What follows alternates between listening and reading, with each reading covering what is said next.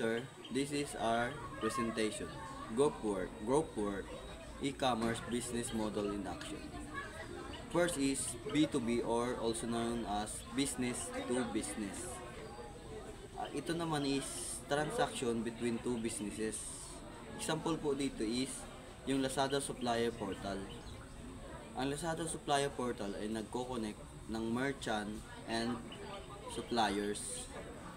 Ang sunod naman is global business. Nagpo-provide ito ng solution digitally para sa company.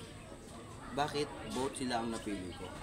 Kasi pareha silang nag-serve sa other businesses, pero individual consumers only. At ang pangalawa naman is business to consumer. Ito ay mga businesses na nagda-direct selling or directed na nagbebenta ng mga goods or services sa individual consumer. Example po nito is yung Shopee at Jollibee delivery apps. So sa Shopee is, alam naman natin, online marketplace para sa personal use ay personal buyer. So sa Jollibee delivery app, ito ay nagbebenta directly sa customer. Bakit ito ang napili ko? Kasi ang dalawang businesses na ito ay nagta-target at nagbebenta ng product to end user. Ang pangatlo naman is C2C or customer to customer. Ang definition nito is individual na nagbebenta ng goods or services sa other customer. Example nito is Facebook Marketplace. User ay nagbebenta ng mga free love item tulad ng mga motor parts, mga makeup na nagugustuhan ng mga customer kaya nabibili. Ang sunod naman is Carousel, peer-to-peer selling platform. Why? Bakit ito ang napili ko? Kasi ang platform na ito ay nag-a-allow sa user to interact and trade directly. C2B, consumer to business.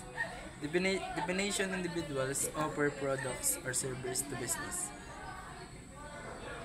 Example, Upwork, mga freelancer nagbibigay ng serbisyo gaya ng pagsusulat, design o programming sa mga kumpanya.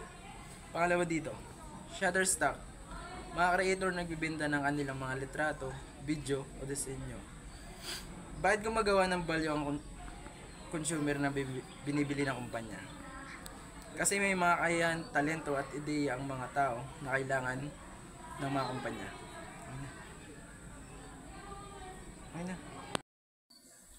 Original scenario, B2B. A local bamboo furniture shop supplies eco-friendly chairs to the shop, uses an online ordering portal for book purchases. Example, may lokal na bamboo furniture shop na tinatawag na Greencraft Furnishing. Ito-supply sila ng mga eco-friendly na upuan sa mga hotel, cafe at restaurant. Umorder ang mga negosyo ng maramihan gamit ang online portal para mas mapadali at mapabilis ang transaksyon.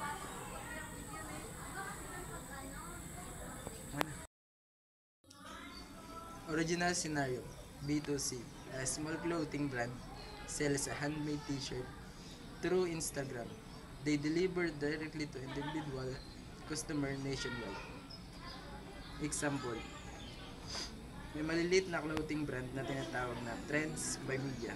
Nagbebenta sila ng mga handmade na t-shirt sa Instagram. Bawat t-shirt ay maingat na tinatahi. Pwedeng ipa-customize depende sa gusto ng customer.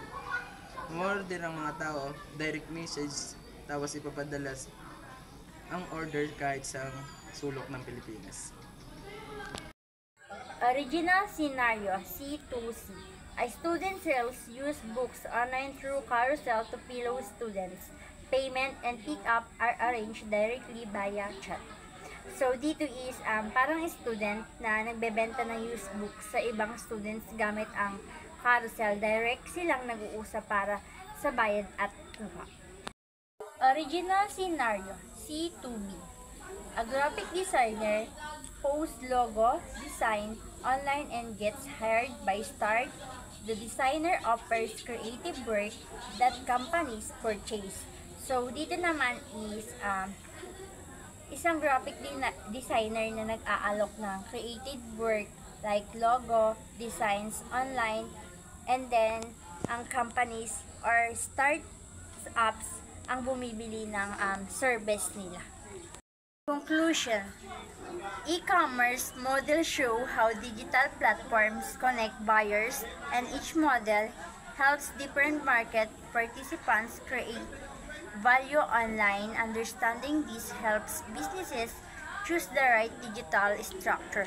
So, dito naman is pinapakita lang nito kung paano tayo kinoconnect ng mga digital platforms tulad ng carousel o freelance sites para mag-create ng value at magbenta.